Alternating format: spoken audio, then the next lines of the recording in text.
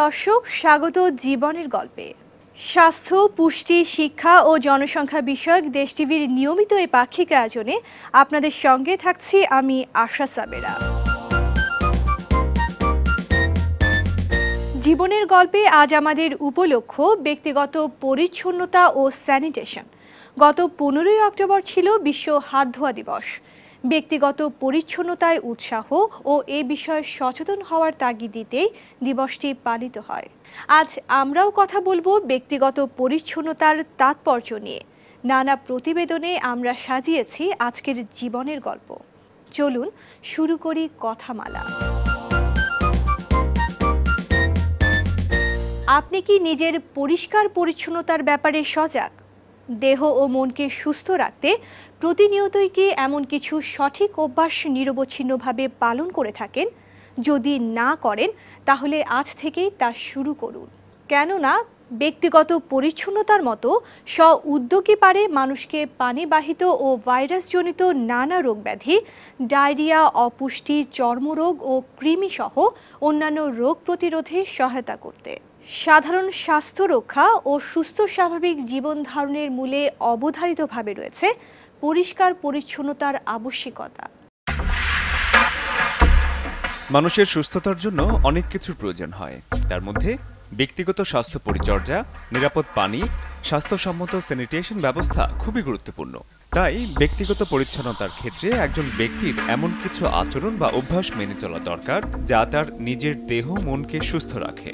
এগুলো হলো নখ ছোট ও নিয়মিত পরিষ্কার করা, সকল কাজে নিরাপদ পানি ব্যবহার করা, টাটকা ও নিরাপদ খাদ্য খাওয়া, পোশাক পরিচ্ছদ, আসবাবপত্র নিয়মিত পরিষ্কার পরিচ্ছন্ন রাখা, স্বাস্থ্যসম্মত ল্যাট্রিন ব্যবহার ও নিয়মিত পরিষ্কার রাখা, খাবার আগে ও পরে, খাবার প্রস্তুত করার আগে ও পরে, শিশুকে খাওয়ানোর আগে, ল্যাট্রিন থেকে আসার পর, শিশুর পায়খানা ফেলার পর এবং প্রয়োজনীয় সকল সময় নিয়ম করে হাত সাবান কিংবা ছাই দিয়ে অন্তত 20 সেকেন্ড ধরে পরিষ্কার করা, রান্নাঘর ও উঠোন পরিষ্কার পরিচ্ছন্ন রাখা এবং নিয়মিত গোসল করা। বিভিন্ন তথ্য উপাত্ত বলছে বাংলাদেশে 1 লাখেরও বেশি 5 বছরের কম বয়সী শিশু ডায়রিয়া, আমাশয় সহ বিভিন্ন পানিবাহিত রোগে মারা যাচ্ছে, যার একমাত্র কারণ হাত সঠিকভাবে না ধোয়া। মাত্র 19 ভাগেরও কম মানুষ পায়খানা থেকে এসে সাবান বা ছাই দিয়ে হাত ধোয়, আর শিশুদের ময়লা বা পায়খানা পরিষ্কার করার পর হাত ধুয়ে খায় 27 ভাগ মানুষ। বিপরীতে অন্যান্য কাজের আগে সাবান দিয়ে হাত ধোয়ার হার শতকরা 1 ভাগেরও কম। গবেষণায় দেখা গেছে ব্যক্তিগত পরিচ্ছন্নতা নিয়মিতভাবে মেনে চললে শতকরা 43 ভাগ রোগ হওয়ার সম্ভাবনা কমে যায়। অর্থাৎ সবাই রক্ষা পেতে পারে ডায়রিয়া, কৃমি, অপুষ্টি সহ নানা রোগের হাত থেকে। এটা আসলে কোনো না কোনোভাবে হাতের মাধ্যমে যখন মুখে যায় তো তখনই সেটা আমাদের রোগ সৃষ্টির কারণ হয়ে দাঁড়ায়। কিন্তু আমরা যদি ওইখানে এই রাস্তাটাকে যদি বন্ধ করে দিতে চাই, অর্থাৎ আমাদের রোগ জীবাণুটা যেন শরীরের ভিতরে প্রবেশ না করে, আমাদের মুখ দিয়ে যেন ভিতরে না যায়, সেই কারণেই আমাদের ব্যক্তিগত পরিষ্কার পরিচ্ছন্নতাটা অত্যন্তভাবে প্রয়োজন। পরিবারের প্রতিটি সদস্য যদি ব্যক্তিগত পরিষ্কার পরিচ্ছন্নতার নিয়মাবলী সম্পর্কে অবহিত থাকেন এবং নিয়মিত সেগুলো মেনে চলেন, তাহলে স্বাভাবিকভাবেই পারিবারিক জীবনও পরিষ্কার পরিচ্ছন্ন থাকবে। শুধু নিজে অথবা পরিবারের সবাই পরিষ্কার পরিচ্ছন্ন থাকলেই চলবে না, আশেপাশের সামাজিক প্রতিবেশ ও পরিবেশের পরিষ্কার পরিচ্ছন্নতার দিকেও খেয়াল রাখতে হবে।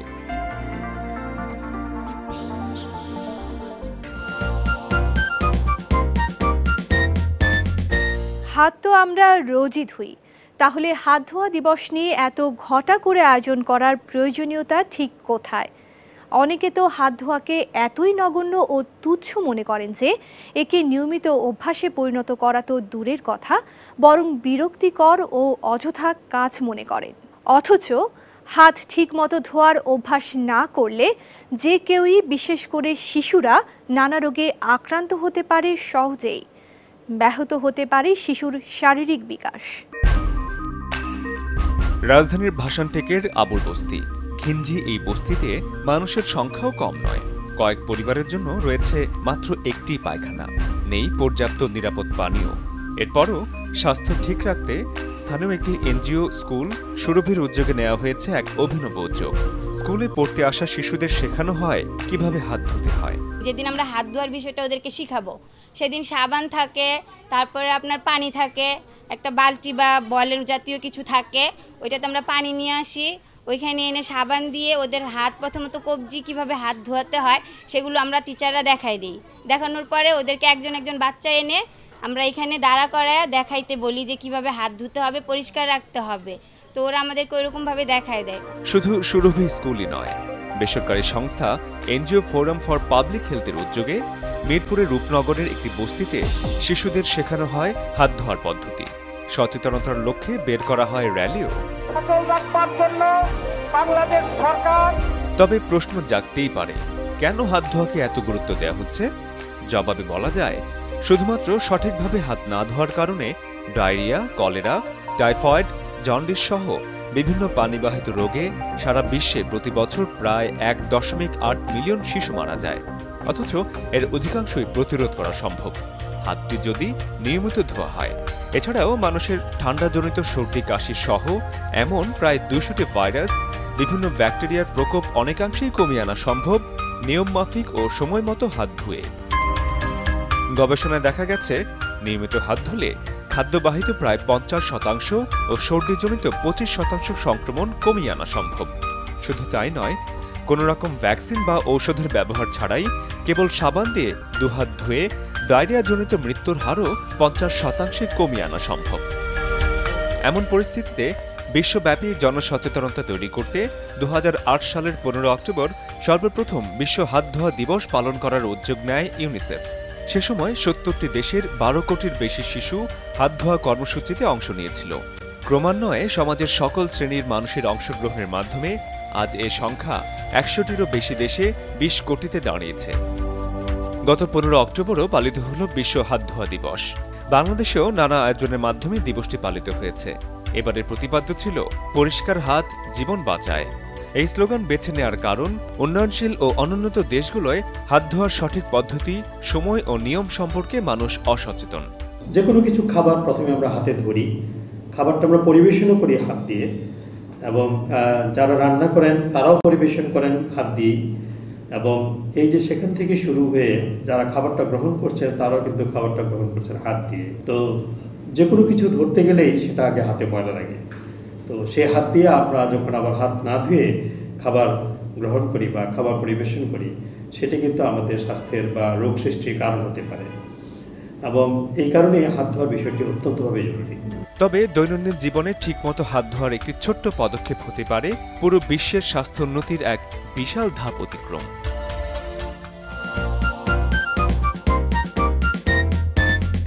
জীবনের গল্পে এখন বিরতি। যখন ফিরব তখন দেখব আরও কিছু প্রতিবেদন। অপেক্ষায় থাকুন দেশ টিভির সঙ্গে।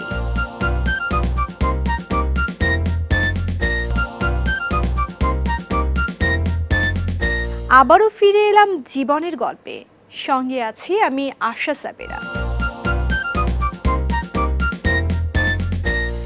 একটা সময় বাংলাদেশের প্রত্যন্ত অঞ্চলের অধিকাংশ বাড়ির কোণায় খোলা শৌচাগার দেখা যেত। খালের পাশে পুকুরের কোণায় থাকতো মলত্যাগের স্থান, যেখানে সেখানে মলমূত্র ত্যাগ করলে তা আশেপাশের পরিবেশে এবং পানিতে রোগ জীবাণু ছড়ায়। আর সেই পানি ব্যবহার করলে মানুষ আক্রান্ত হয় কলেরা, ডায়রিয়া সহ নানা রোগে। এতে মৃত্যু পর্যন্ত হতে পারে।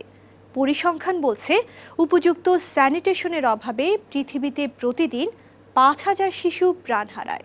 বাংলাদেশের পরিস্থিতি এখন অনেকটা বদলে গেছে। সরকারি হিসাব বলছে, দেশে অধিকাংশ পরিবারই এখন স্বাস্থ্যসম্মত টয়লেট ব্যবহার করছে। মাত্র 2.5 দশক আগের কথা, দেশের একটি বিশাল জনগোষ্ঠী তখনও খোলা জায়গায় মলমূত্র ত্যাগ করত। এর ফলে এলাকায় ডায়রিয়া, আমাশয়, জ্বর, টাইফয়েড ও পেটের পীড়াজনিত বিভিন্ন রোগে আক্রান্তদের হারও বেশি ছিল। 90-এর দশকের শুরু থেকে দেশব্যাপী সরকারি বেসরকারিভাবে স্যানিটেশনের উপর গুরুত্ব দেওয়া শুরু হয়। বলা হচ্ছে, বাংলাদেশে স্যানিটেশন খাতে সবচেয়ে বড় অগ্রগতি হল খোলা জায়গায় মলত্যাগের হার কমানো। পরিসংখ্যান অনুযায়ী 2010 সালে এই হার ছিল 4%। যেখানে ভারত ও পাকিস্তানে এই হার যথাক্রমে 51 ও 23%। উন্নয়নশীল দেশগুলোর জন্য পানি সরবরাহ এবং স্যানিটেশন প্রাপ্তি নিয়ে বিশ্বের সবচেয়ে গ্রহণযোগ্য মানদণ্ড জয়েন্ট মনিটরিং প্রোগ্রাম জেএমপির প্রতিবেদনে বলা হয়েছে, বাংলাদেশে এখন খোলা জায়গায় মলমূত্র ত্যাগ করে 1% মানুষ, আর 61% মানুষ উন্নত স্যানিটেশন ব্যবস্থার আওতায় এসেছে। ওই প্রতিবেদন অনুযায়ী 1990 সালে বাংলাদেশের শহর এলাকায় উন্নত স্যানিটেশনের আওতায় ছিল 47% মানুষ, যা 2015 সালে এসে দাঁড়িয়েছে 58%। 1990 সালে খোলা জায়গায় মলমূত্র ত্যাগ করত শহরাঞ্চলের 10% মানুষ, 2015 সালে যা 0% নেমে এসেছে। একইভাবে 1990 সালে গ্রাম এলাকার 31% মানুষ উন্নত স্যানিটেশন পদ্ধতি ব্যবহার করত, 2015 সালে এই সংখ্যা 62-তে উন্নীত হয়েছে। অন্যদিকে 90 সালে গ্রামের অন্তত 40% মানুষ খোলা জায়গায় মলমূত্র ত্যাগ করত, বর্তমানে এই সংখ্যা 2%। তবে স্বাস্থ্যসম্মত পায়খানা ব্যবহারের চেয়ে অস্বাস্থ্যকর পায়খানা ব্যবহারকারীর সংখ্যা এখনও বেশি। এতে জনস্বাস্থ্য হুমকির মুখে পড়ছে। এজন্য অঞ্চলভিত্তিক প্রযুক্তি উদ্ভাবনের দিকেও নজর দিতে হবে বলে মনে করেন সংশ্লিষ্টরা। টেকসই প্রযুক্তি কি হতে পারে, লাকসই প্রযুক্তি কি হতে পারে, সেই ধরনের টেকনোলজিক্যাল ইনোভেশনে কিন্তু এখনো আমরা যেতে পারি নাই। সে কারণে এটি একটি চ্যালেঞ্জ।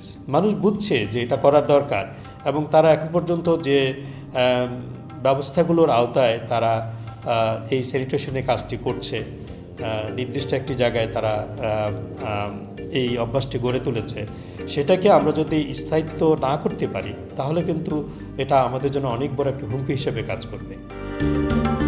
2015 সালের মধ্যে 100% স্যানিটেশন নিশ্চিত করার লক্ষ্যে কাজ করছে সরকার। তবে সংশ্লিষ্টরা বলছেন, এখনও জ্বর, হাওড়, সমুদ্র উপকূল, প্রবল খরা আক্রান্ত, বন্যাপ্রবণ ও পাহাড়ি অঞ্চল সহ বিভিন্ন দুর্গম ও পিছিয়ে পড়া অঞ্চল এবং দারিদ্র্য, শারীরিক অক্ষমতা, সামাজিক বিচ্ছিন্নতা, লিঙ্গ বৈষম্য, জলবায়ু বিপন্নতা ইত্যাদির শিকার প্রান্তিক জনগোষ্ঠীর বড় একটি অংশের কাছে নিরাপদ পানি ও স্যানিটেশন সেবা পৌঁছানো যায়নি। মূলত ভাসমান ও দুর্গম এলাকায় বসবাসকারী জনসাধারণকে স্যানিটেশনের আওতায় আনাকেই এখন মূল চ্যালেঞ্জ হিসেবে দেখা হচ্ছে।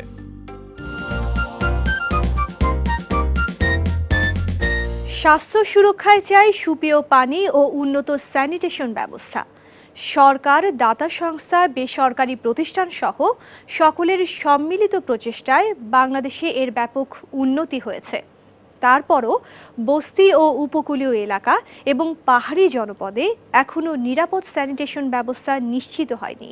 বেসরকারি সংস্থা ওয়াটারএইড বাংলাদেশ, ইউএসএআইডি স্প্রিং প্রকল্প সহ বেশ কয়েকটি প্রতিষ্ঠান পানি ও স্যানিটেশন ব্যবস্থার উন্নয়নে নানা কার্যক্রম অব্যাহত রেখেছে। টেলিভিশনে সিসিমপুর অনুষ্ঠানের মাধ্যমে শিশুদের দেয়া হচ্ছে পরিষ্কার পরিচ্ছন্নতার বিষয়ে নানা তথ্য।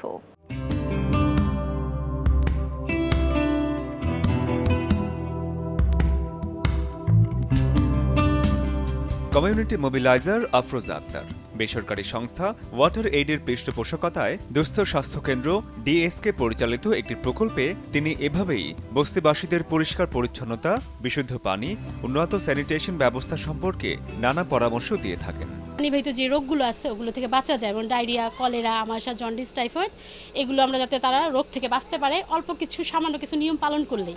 হাত ধোয়া, প্রথমত হাত ধোয়া, এরপর হচ্ছে পানিটা যেহেতু এদের এখানে গ্যাস নাই, মানে ফুটানোর কোনো সুযোগ নাই, এই জন্য যে ট্যাবলেট পাওয়া যায়, এই ট্যাবলেট দিয়ে পানি বিশুদ্ধ করে খেতে পারি, এই সমাধানটা আমরা এদের সাথে দিই। বিশুদ্ধ পানির সরবরাহ ও উন্নত স্যানিটেশন গড়ে তোলার লক্ষ্যে শহরের বস্তিগুলোতে সচেতনতা তৈরি সহ নানা কার্যক্রম অব্যাহত রেখেছে ওয়াটারএইড। এর মাধ্যমে বস্তিবাসীরা সুফলও পাচ্ছেন। আগে যে পরিবেশে আসতাম আমরা অনেক কষ্ট করছি, ময়লা আসিন, বাচ্চারা হাত পাও হামলা হতো, ভাঙে যেত গা, বুড়া মানুষ কষ্ট পাইতো, চলতে ফিরতে হারছে না। অনেক বাথরুম দেওয়ার পরে আমরা অনেক সুবিধা হয়েছে। শহরের পাশাপাশি উপকূলীয় ও পার্বত্য অঞ্চলে যেখানে এখনও বিশুদ্ধ পানি ও উন্নত স্যানিটেশন ব্যবস্থার অভাব রয়েছে, সেখানেও নানা কার্যক্রম অব্যাহত রেখেছে প্রতিষ্ঠানটি। বিভিন্ন দুর্গম অঞ্চলে, যেমন হয়তো যে আইলা কিংবা সিডর বিধ্বস্ত যে এলাকাগুলো আছে, যেখানে জলবায়ুর একটা বিপদ সংকুলতা রয়ে গেছে, সেই সমস্ত এলাকাগুলোতে লোনা পানির প্রকোপ যেখানে ওই এলাকাগুলোতে পানির প্রাপ্যতা, স্যানিটেশনের ব্যাপারে বা আমাদের পার্বত্য এলাকাগুলো অর্থাৎ দুর্গম এলাকাগুলোর পানির ব্যাপার, স্যানিটেশনের ব্যাপার নিয়ে কাজ করি। মা ও শিশুদের পুষ্টি ও স্বাস্থ্য বিষয়ে দেশের দক্ষিণাঞ্চলে নানা কার্যক্রম পরিচালনা করছে দাতা সংস্থা ইউএসএআইডির পৃষ্ঠপোষকতায় পরিচালিত প্রতিষ্ঠান স্প্রিং। পায়খানা ও খাবারের আগে হাত ধোয়ার অভ্যাস গড়ে তুলতে তাদের তৈরি টিপি ট্যাপ এখন বেশ জনপ্রিয়। শিশু ও পরিবারের অন্য সদস্যরাও যাতে এই হাত ধোয়ার অভ্যাস গড়ে তোলে তার জন্য সিসিমপুর অনুষ্ঠানের মাধ্যমেও টিপি ট্যাপ পদ্ধতি তুলে ধরা হয়েছে। এর ফলে সাধারণ শিশুদের চেয়ে সিসিমপুর দেখা শিশুরা অনেকটাই এগিয়ে থাকে। পরিষ্কার পরিচ্ছন্ন থাকার যে চর্চাগুলো ওরা প্রত্যেক দিন যে জিনিসগুলো করে এইটা দেখে শিশুরা অনুকরণ করে, যে হালুম করে আমিও করব। সিসিমপুরের মাধ্যমে মানে লক্ষ লক্ষ বাচ্চার কাছে এই অভ্যাসগুলো, এই আচরণগুলো যাতে ওরা করে এবং করে যাতে সুস্থ থাকতে পারে, এই ব্যাপারে আমরা একদম সরাসরি শিশুদেরকে এটাতে সহযোগিতা করছি।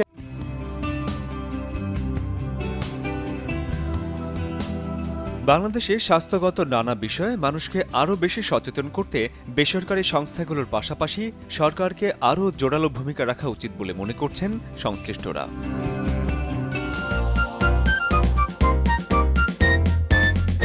জীবনের গল্পে আবারও একটি বিরতি। যখন ফিরব তখন থাকবে আরও আয়োজন। থাকুন দেশ টিভির সঙ্গে।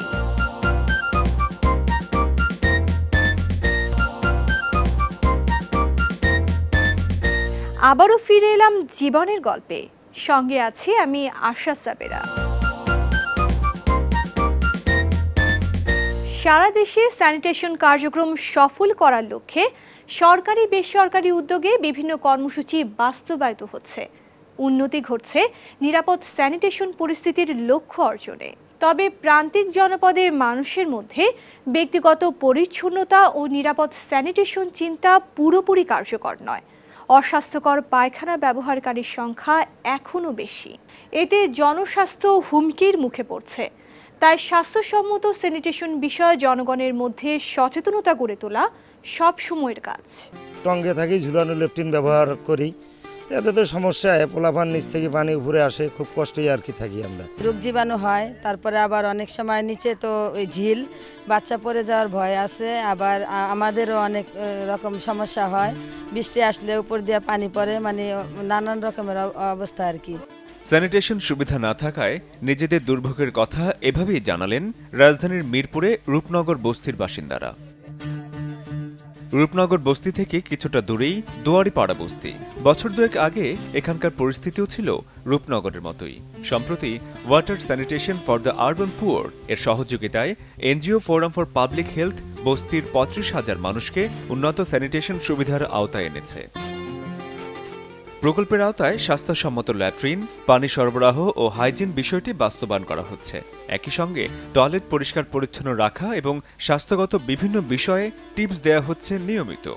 এখন আমাদের রোগবালাইও কম হয়, আর মানে দেখতে একটা কেমন মানে খুব ভালো লাগে যে না আমাদের টয়লেটগুলো স্বাস্থ্যসম্মত, আমরা খুব ভালোভাবে হাত, মানে আগে আমরা বুঝতাম না। অনেক সুবিধা, আগে ড্রেনের গন্ধ আসতে এখন আসে না। তারপরে আমরা এখন ট্যাঙ্কির ভিতরে ময়লাগুলো জমা হচ্ছে, দেখা যাচ্ছে কয়েকদিন পরে এই ময়লাগুলো নিয়ে আবার অন্য কাজে ব্যবহার করা যাবে, এটা অনেক সুবিধা আর কি। তবে এই কার্যক্রমের প্রতি বস্তিবাসীদের অনুপ্রাণিত করাটা মোটেই সহজ কাজ ছিল না। দিনের পর দিন পর্যায়ক্রমিক আলোচনার মাধ্যমে বস্তিবাসীকে উদ্বুদ্ধ করা হয়। প্রকল্প শেষ হয়ে যাবার পর উপকারভোগীরা এই কার্যক্রম কতদিন চালিয়ে যাবেন সেটি একটি বড় চ্যালেঞ্জ। কিন্তু উন্নত স্যানিটেশন ব্যবহারে প্রতিনিয়তই জনগণকে উদ্বুদ্ধ করতে হবে। এক্ষেত্রে শুধু বিদেশি এনজিওগুলোর আর্থিক সহায়তা নয়, এই পরিস্থিতি যাতে বহাল থাকে সেই লক্ষ্যে সরকারকে কাজ করে যেতে হবে বলে মনে করেন সংশ্লিষ্টরা। আমাদের এখন আগামী দিনের চ্যালেঞ্জ হচ্ছে যে ল্যাট্রিনগুলো এখনও স্বাস্থ্যসম্মত নয় সেগুলোকে পর্যায়ক্রমে স্বাস্থ্যসম্মত করে গড়ে তোলা, এবং কিছু কিছু এলাকা আছে যেমন সম্পূর্ণ উপকূলীয় অঞ্চল, হাওর অথবা হিল ট্র্যাক্টসে, এইসব জায়গাগুলোতে এখনও আমরা ভালো করে স্বাস্থ্যসম্মত ল্যাট্রিন দিতে পারিনি। এই এলাকাগুলোতে আগামী সালগুলোর মধ্যে আমাদেরকে দিতে হবে। পরিসংখ্যান বলছে এখন পর্যন্ত ঢাকা শহরের বস্তিবাসীদের মাত্র 12% উন্নত স্যানিটেশন সুবিধার আওতায় এসেছে। আর ঢাকা সহ বর্তমানে দেশের 28% মানুষ এখনও অস্বাস্থ্যকর টয়লেট ব্যবহার করে। এছাড়া ঢাকা শহরে 20% এলাকায় সুয়ারেজ সিস্টেম থাকলেও অন্যান্য বিভাগীয় শহর ও পৌরসভায় কোনো সুয়ারেজ ব্যবস্থা নেই। ঢাকায় প্রতিদিন সৃষ্টি হচ্ছে প্রায় 12,20,000 ঘনমিটার পয়ঃবর্জ্য। এর 70% শোধন করার ব্যবস্থা নেই। মূলত এই সমস্যাগুলো দ্রুত সমাধান করাও বিরাট চ্যালেঞ্জ। দর্শক, আমরা চলে এসেছি অনুষ্ঠানের শেষ পর্যায়ে। ব্যক্তিগত পরিচ্ছন্নতা, হাত ধোয়ার গুরুত্ব ও নিরাপদ স্যানিটেশন বিষয়ে জীবনের গল্পে বিশেষভাবে কথা বলেছেন ইউএসএআইডির অর্থায়নে চলমান স্প্রিং প্রকল্পের পুষ্টি বিশেষজ্ঞ তনিমা শারমিন। এখন আমরা জানব তার কথা। স্প্রিং প্রজেক্ট স্বাস্থ্য মন্ত্রণালয়ের মাঠ পর্যায়ে কর্মীদের মাধ্যমে বিভিন্ন ধরনের পুষ্টি বার্তা মাদেরকে পৌঁছে থাকে। মা সহ বিভিন্ন পরিবারের অন্যান্য সদস্যদেরকে এই পুষ্টি বার্তা দেওয়া হয়ে থাকে। এই পুষ্টি বার্তার সাথে আমরা খুব জরুরিভাবে হাত ধোয়ার বিষয়টি আলোচনা করে থাকি এবং সচেতনতা সৃষ্টি করে থাকি। কারণ পুষ্টির সাথে হাত ধোয়া খুবই ওতপ্রোতভাবে জড়িত। আমি যদি পুষ্টিকর খাবার খাই কিন্তু সেটি যদি অপরিষ্কারভাবে করি, যেমন অপরিষ্কার হাত দিয়ে ধরি, অপরিষ্কার পাত্রে রাখি, পরিষ্কার পানি দিয়ে যদি খাবার না ধুয়ে রাখি, তাহলে এই পুষ্টিকর খাবারটি আমাদের শরীরে আসলে কোনো কাজে লাগবে না এবং আমরা সহজেই অসুখে আক্রান্ত হব। সেজন্য পুষ্টির সাথে পরিষ্কার পরিচ্ছন্নতা, বিশেষ করে হাত ধোয়া বিষয়টি অনেক বেশি গুরুত্বপূর্ণ। আর সেজন্যই আমরা পুষ্টি বার্তার সাথে সাথে হাত ধোয়া বিষয়ে বিভিন্ন ধরনের তথ্য দিয়ে থাকি। এছাড়া কমিউনিটি বা এলাকা পর্যায়ে আমরা বিভিন্ন ধরনের সচেতনতামূলক কাজ করে থাকি। বিশেষ করে যেটা আমাদের বিশ্ব হাত ধোয়া দিবস আছে, প্রতি বছর আমরা এটি পালন করে থাকি। টিপিট্যাপের এই পদ্ধতিটি আসলে আমরা যে এলাকায় কাজ করছি, খুলনা এবং বরিশাল বিভাগে যে ওয়ার্কিং এরিয়াতে আমরা কাজ করছি, সেখানে বেশ ব্যাপক সাড়া আমরা লক্ষ্য করেছি এবং ইউএসএইড স্প্রিং প্রজেক্ট এই ব্যাপারে একটি গবেষণাও করেছে যে যাদের বাড়িতে টিপি ট্যাপ নেই তাদের হাত ধোয়ার পরিমাণ এবং যাদের বাড়িতে টিপি ট্যাপ আছে তাদের হাত ধোয়ার পরিমাণ কতটা। এবং দেখা গিয়েছে যে যাদের বাড়িতে টিপি ট্যাপ নেই তাদের হাত ধোয়ার পরিমাণ শতকরা 11 এবং যাদের বাড়িতে টিপি ট্যাপ আছে তাদের হাত ধোয়ার পরিমাণ এটি অনেক বেশি পরিবর্তন এসেছে এবং যেটি শতকরা 40 বেশি। যারা আমাদের বেনিফিশিয়ারি, আমরা শুধু তাদের বাড়িতেই না, বিভিন্ন স্কুল, হেলথ ফ্যাসিলিটি যেগুলো আছে গ্রাম পর্যায়ে, সেই সব জায়গাতেও যাতে টিপি ট্যাপ স্থাপন করে এবং সবার মধ্যে এই সচেতনতা বৃদ্ধি করা যায় সে ব্যাপারেও কাজ করছি। জীবনের গল্প আজ এই পর্যন্তই। অন্য কোনো বিষয়, নতুন গল্প নিয়ে আমরা আবারও আসব আপনাদের সামনে। অনুষ্ঠান কেমন লাগলো আমাদের জানান। চিঠি লিখুন, ঠিকানা জীবনের গল্প, দেশ টিভি, কর্ণফুলী মিডিয়া পয়েন্ট, 42 শহীদ সাংবাদিক সেলিনা পারভিন সড়ক, মালিবাগ, ঢাকা। মতামত পাঠান ইমেইলে galpo.desh@gmail.com। আমরা আছি ফেসবুকেও, www.facebook.com/drc.voa। সবাইকে শুভেচ্ছা আরেকবার। ভালো থাকুন, সুস্থ থাকুন, নিরাপদে থাকুন।